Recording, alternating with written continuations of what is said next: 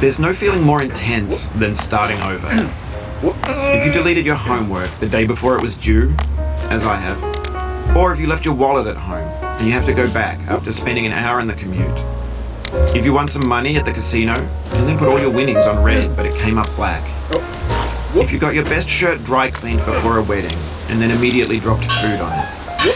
If you won an argument with a friend and then later discovered that they just returned to their original view.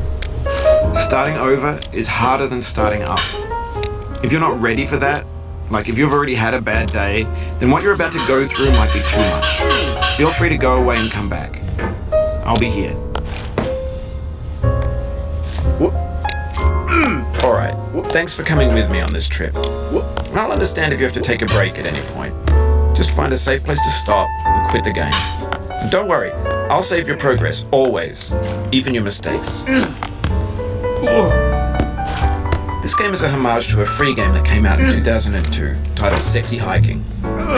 The author of that game was ggez, a mysterious Czech designer who was known at the time as the father of B games.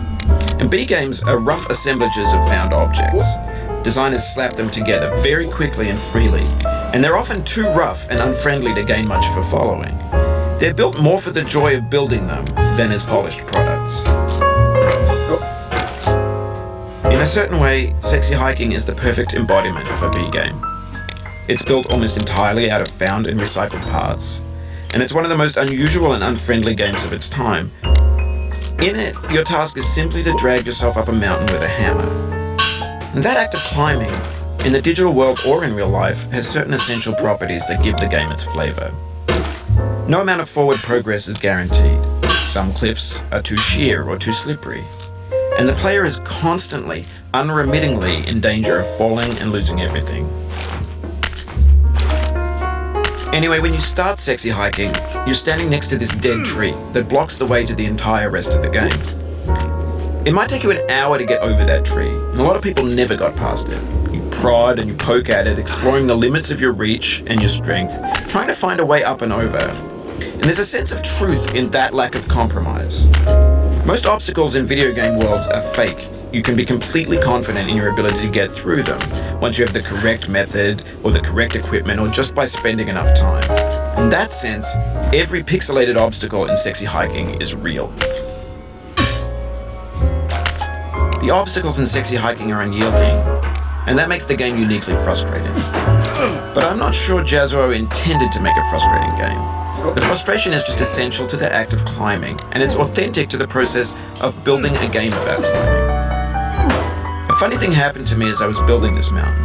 I'd have an idea for a new obstacle, and I'd build it, test it, and it would usually turn out to be unreasonably hard.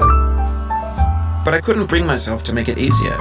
It already felt like my inability to get past the new obstacle was my fault as a player rather than as a builder. Imaginary mountains build themselves from our efforts to climb them, and it's our repeated attempts to reach the summit that turns those mountains into something real. When you're building a video game world, you're building with ideas, and that can be like working with quickset cement. You mold your ideas into a certain shape that can be played with, and in the process of playing with them, they begin to harden and set until they're immutable, like rock. And at that point, you can't change the world. Not without breaking it into pieces and starting fresh with new ideas. For years now, people have been predicting that games would soon be made out of prefabricated objects, bought in a store and assembled into a world. And for the most part, that hasn't happened, because the objects in the stores are